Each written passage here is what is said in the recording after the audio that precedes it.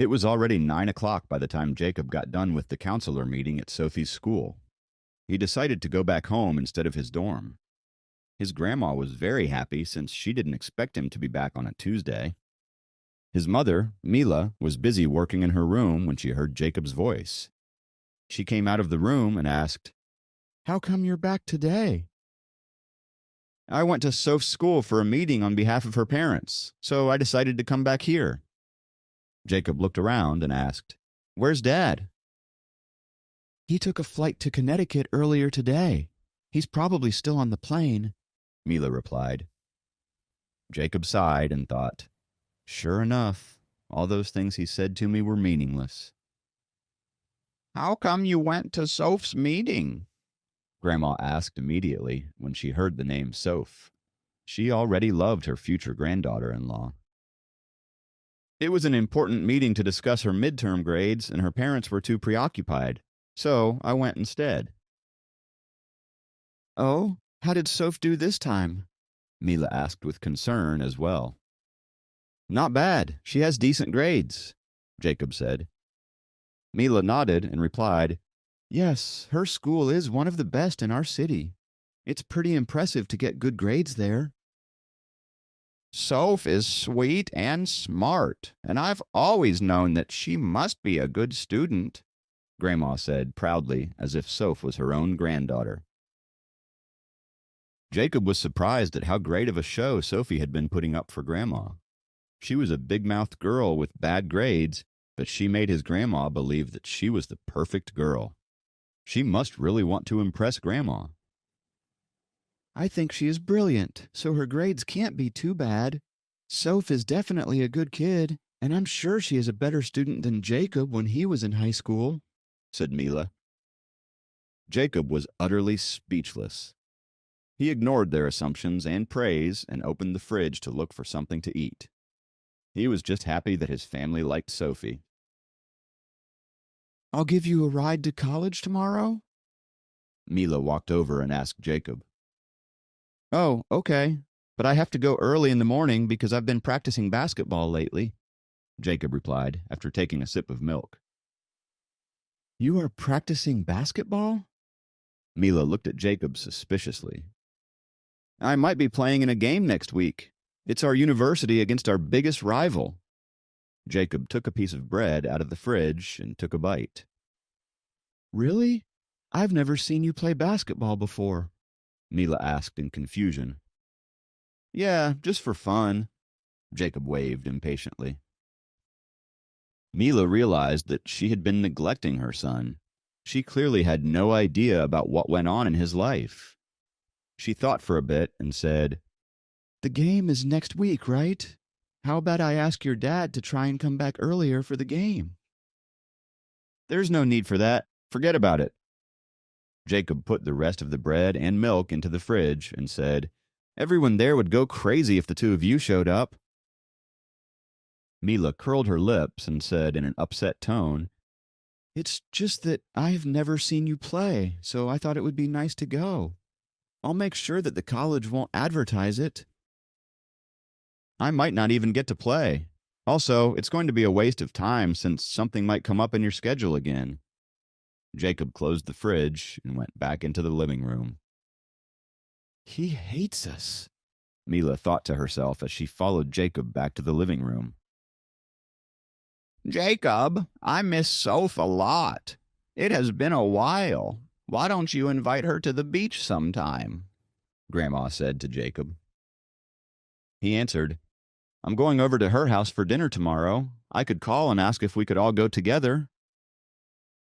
"Wouldn't it be too much trouble if all of us showed up?" Mila asked. However, Grandma cut her off and said, "It's fine. Go ahead and ask." Jacob took out his phone and told Helen about this idea. She agreed to it immediately and welcomed Jacob's family over. She missed Louise, too. Jacob gave the phone to his grandma so that she could chat with Helen for a bit. Mila was still thinking about the basketball game next week. She had decided to make time for it no matter what. She had missed out a lot on Jacob since he was little. However, the scolding she and Walter got at Sophie's house was the wake-up call she needed. She realized that they needed to pay more attention to Jacob as parents, if it wasn't too late already. I'll go with Walter without telling anyone. It's just a basketball game. There probably won't be as many science students among sports lovers who might know us, she thought to herself. Jacob went back to his room after Grandma had gotten off the phone with Helen. He came back hoping to spend some time with his parents today, but his dad went away again without a word, which upset him. There were a lot of working parents in the world, but not all of them ignored their children as his parents did. Sophie's parents, for example, were also both working and successful, but they made sure that she was happy and comfortable at all times. Whereas he had to navigate his own way through life, with only his grandma as his guide and helper. Jacob returned to his room and opened the window facing the beach. He cultivated the spirit concentration scroll for 2 hours under the moonlight as he absorbed the relatively heavy water elements nearby. He was able to smooth out his meridians by using Susan's instructions from the last time, and his absorption rate sped up. The night went by quietly, accompanied by the sound of waves. Mila drove Jacob to school at 5 in the morning when it was barely any light outside. Your grandma and I will go straight to Sophie's house for dinner today. You can come join us after your classes, Mila said to Jacob. Okay, Jacob nodded. I still think Soph is too young to decide who she would marry, she said, looking at her son. But that girl who came to get my autograph looked pretty good. What? Jacob almost spat out the coffee he was drinking at her remark. No, really, I honestly think that girl was really nice, Mila continued. She was not, Jacob immediately explained. I'm just saying, you are the one who knows if she is a good fit or not. I will keep it a secret on Soph's side, but personally, I think that girl could be a really good match for you, Mila said. The car arrived at the front gate of Jacob's university. They drove straight in, as there would hardly be anyone on campus at an early hour like this. They headed towards the basketball court along the campus road. The car drove steadily through the quiet campus and stopped in a corner that was about 100 meters away from the court. We're stopping here? Mila asked. Yeah, this is fine. Drive safe on the way back, Mom. I'm going to go for training, Jacob said as he opened the door and hopped out. Of course, he made sure his mother parked a bit away from the court. If Kathy were to see her idol Mila dropping him off, he wouldn't hear the end of it. Kathy thought of Mila as her role model, and Mila liked Kathy enough to want her to be Jacob's girlfriend. What would happen if those two actually talked? He headed to the basketball court while Mila started the car again and slowly made a U-turn. Jacob stepped into the basketball court and Kathy waved at him, looking really fresh for someone who was up and ready at 6 in the morning.